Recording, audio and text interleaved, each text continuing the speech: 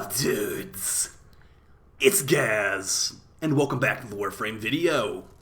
So we just had the first Jade Shadows dev stream, and there was a lot of interesting things going on in that dev stream for sure. We've got changes to enemies' HP and armor. We've got some early information on the new event. We've also got the new Nightwave release date and some other things too, so let's get right into it. But before we do, make sure you're subbed to this channel. We do daily Warframe video uploads, everything from news videos, build videos, etc., etc. You're in the right place for Warframe content. Also, check out the live stream channel. We recorded this live on stream and had a lot of input from people in chat, so you can help shape the videos if you do come stop at the channel at any point. So let's get right into it. Got a lot of slides to go over, and some of them, let's just say there's a dev workshop coming out that's actually already out. I'll cover it tomorrow on the channel, and we'll just do a deep dive on that dev workshop. But yeah, there's minimal information about the specifics of these changes. With the first change, though, we got an update coming out on May 15th. It's going to be a new Nightwave, and unlike previous Nightwaves, there will be no downtime. So instantly, you will be in the new Nightwave. Actually, I think it's like 2-hour wait time. You'll be in the new Nightwave on May 15th. As far as what's going on in this Nightwave, we got skins for the Cedo, the Glaive, and the Nucor. There will be augments for the Glaxion and the Sobek as well. New augments, for that matter. Additionally, there will be a KUVA Sobek and TENET GLAXION on May 15th, getting added to the Lich store. Or not the store, but the KUVA Lich hunts. Just before we get into it, don't expect Acid Shell's augment mod to be better on the KUVA Sobek than the normal Sobek, because the Riven disposition will be 0.5 dispo, okay? If you're someone that uses Rivens, if you're someone that uses basically Rivens, the Sobek has really high stats on Rivens. We're talking like maximum dispo Rivens. So the KUVA Sobek will likely have 0.5 dispo. And the toxin bonus of the KUVA Sobek will not apply to Acid Shell. So just keep that in mind. Temper your expectations. But on anything besides, Acid Shell's Sobek Saren, the Sobek will be much better against just normal enemies, being used as a normal weapon. I would not recommend really getting a God War Riven for this unless you want to use a 0.5 Dispel Riven, but yeah. For specifically Acid Shell's Sobek Saren, don't expect it to be doing more damage with the explosions. But still, it'll be big damage regardless. Alright, moving on to the information that we have on here though. Yeah, the TENET GLAXION is going to be the option that they've gone with. So yeah, that means no TENET Amprex, unfortunately. It will likely have pretty good stats. But yeah, like a built-in toxin, TENET GLAXION could be viral with no mods, and so on and so forth. So let's move on to the next one here. There's also going to be new Tenogen. We got a picture of that.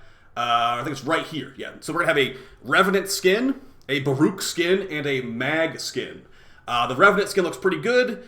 I don't really personally like this one that much, the helmet for Baruch. And the Mag one looks pretty good too. So I might actually pick up at least one or two of these. And there's also going to be a one-handed Nikana skin as well, with like electricity on. Before this update comes out, though, we have Protea Prime coming out on May 1st. And that's going to have the weapons, the Velox Prime and the Okina Prime. So the Okina Prime is going to have really good stats. And the Velox Prime is going to be pretty much not even worth existing. So on the Okina Prime, we got 30% CC, 2.6 multi, probably before Tenacious Bond. We also got 24% status chance, and it's pretty much mostly slash. So you're definitely looking at the best dual daggers in the game right here. And the Velox right here is, yeah, no one's going to really remember this thing after the first day or two. So I might not even bother making a build video on this one, unfortunately. But yeah, as well on May 15th, we're going to be getting those, the Tenogen stuff and basically the Nightwave. And that's going to hold us over until June. In June, we're getting the Jade Shadows update with the new Warframe Jade. She's going to have 3 weapons, and it's going to be a Stalker-themed quest.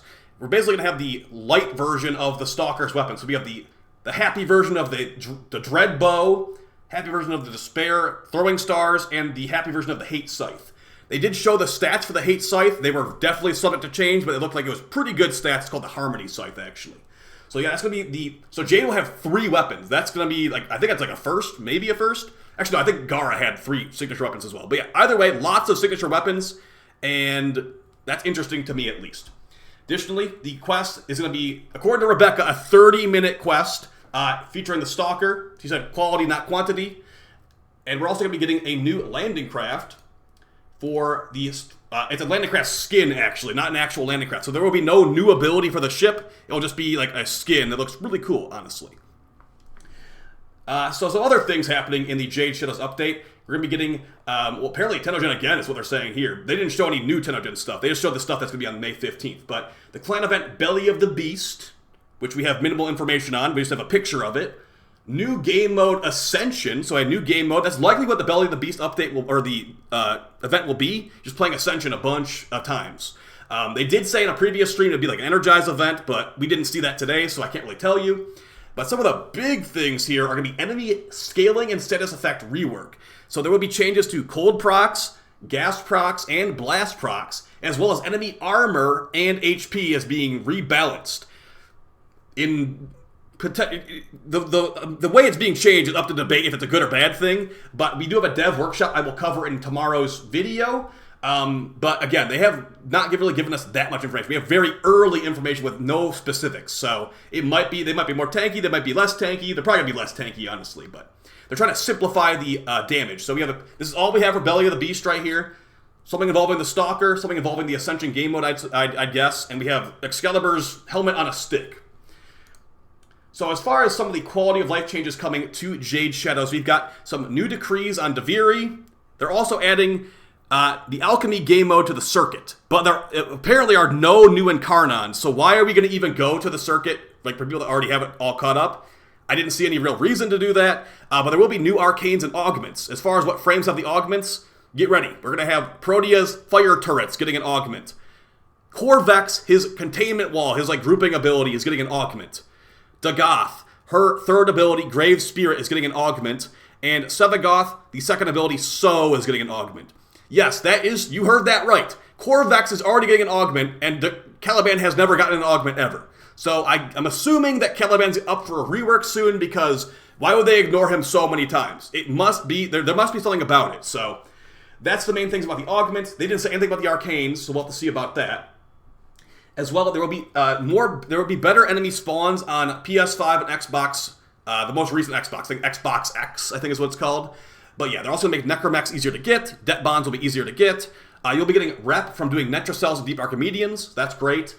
Whispers of the Wall will be replayable. And yes, as I said, we are getting enemy scaling and status effect reworks. So the long and short of it, cold procs will now fully freeze enemies when they're fully stacked up. We're going to be getting...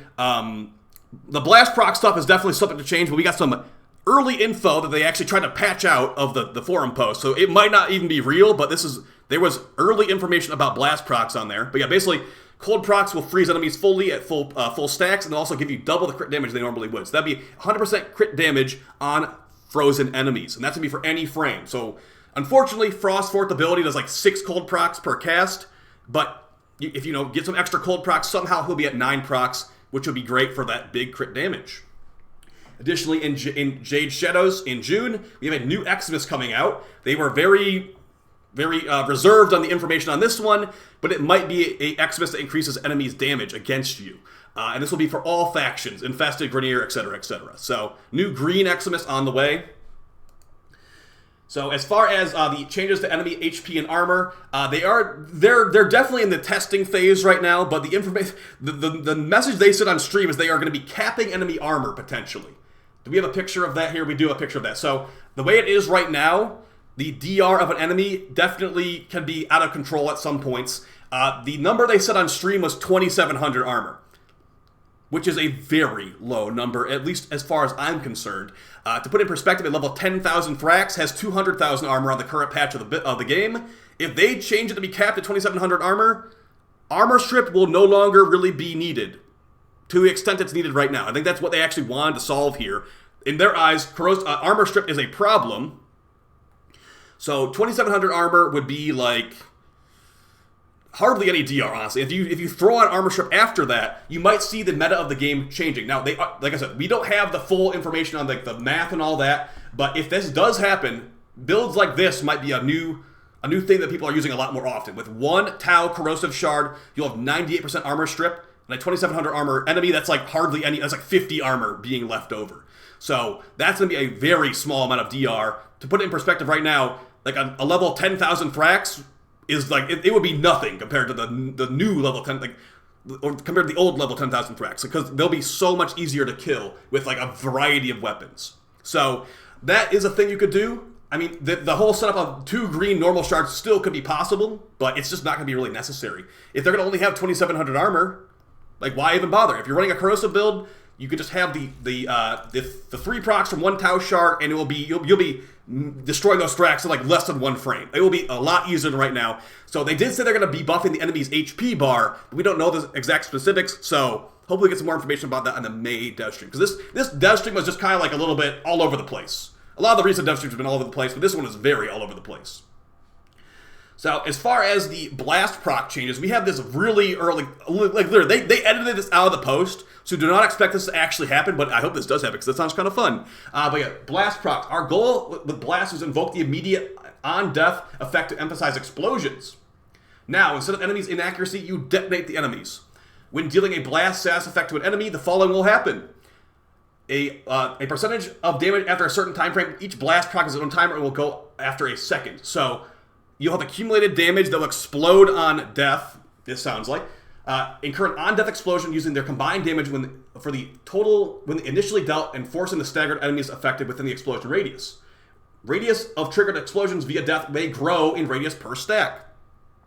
So this is not final. This is probably not even going to get actually added, but this was on their dev workshop. They got edited out, okay? So if you look at it right now, we just scroll on the blast.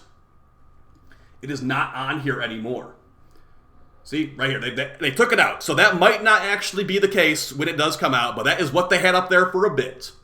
So yeah, guys, that's pretty much all they talked about on stream. Like, there was a couple other things, like semi-auto weapons getting a full auto toggle. That's great. Literally a thing I recommended Pablo a while ago. Additionally, there's, like I said, there will be better spawns on console. And yes, the new Nightwave season is starting on May 15th, so you have like about 3 weeks to get that done. So yeah, as far as my overall opinions on this, we don't have the actual math. If it's 2,700 armor as the cap for a steel path level 10,000 thrax, that seems a little bit silly to me. Because, I mean, it's such a wildly different thing than what we currently have. But as far as also, they did say that Jade will be a support debuffer, so think like kind of like Citrine. So she will not be a DPS. She does not have an Exalted Scythe either. She's an Angel-themed frame. So they're going to show the abilities of Citrine, or I almost said Citrine, of Jade on the next dev stream. So beyond that, just kind of standard things, you know. If you know the lore, you're going to know more about the Jade Eximus. They are also going to buff the drop rate of the Hate and Despair from the Stalker, so that's good. And a lot of this information is very subject to change, guys. So let me know how you feel about this in the comments down below. There's also like a new mod that will, if you're using the full auto toggle or whatever for Latron and all that, there's going to be a new mod that gives you increased punch through and increased damage, but you can no longer affect your fire rate, like edit your fire rate. So interesting stuff. We'll have to see. I'll have a dev stream, or I'll have a dev workshop overview video tomorrow after I read that dev workshop, because, you know, there really is not the actual math in there. We need to know the actual math of what's going on here, because, I mean, at this point, I killed level 10,000 thrax even with their crazy armor in 1 frame, so we'll have to see. It might be more focused on low-level missions, because they said the curve and equation of the armor calculation is being changed too. So we're going to really have to see. May dev stream will be the last one before TennoCon as well. So yeah, expect that May 14th update, or it was a May 15th update actually. Yeah, May 15th update for the new Nightwave, and then Jade Shadows in June. So I'll see you guys next video. Appreciate the support. Take it easy. Peace.